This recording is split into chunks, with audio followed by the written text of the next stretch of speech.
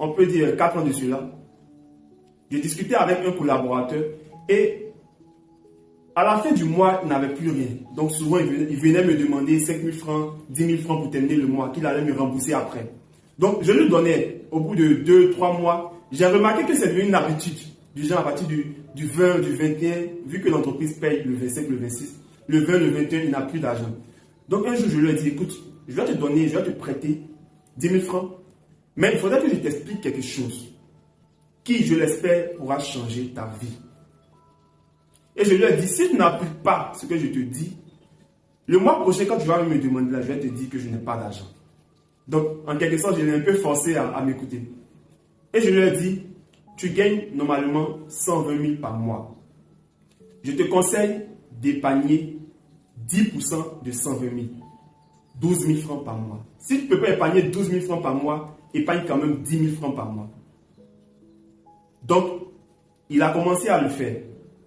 Bien sûr, c'était difficile parce que d'habitude, il vient me voir le 20, le 21 pour que je lui complète. Et maintenant, il ne peut plus venir me voir parce que je lui ai dit que je ne vais pas vraiment l'aider. Donc, il a essayé d'épargner. Le premier mois, le deuxième mois, il n'a pas pu. Et le troisième mois, je lui ai dit, écoute, on va regarder tes dépenses. Et j'ai constaté que lui, qui gagne 120 000 francs par mois, consommait plus de 20 000 francs en connexion.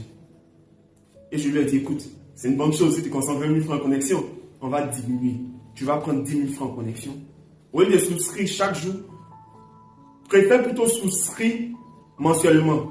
Et les 10 000 francs, tu mets de côté. Donc c'est comme ça qu'il a commencé. Et chaque mois, il épargnait 10 000 francs. Au bout de 10 mois, ça fait 100 000 francs.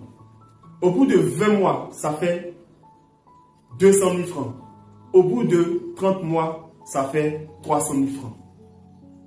Et au bout de 36 mois, donc on peut dire au bout de 3 ans, ça fait 360 000 francs.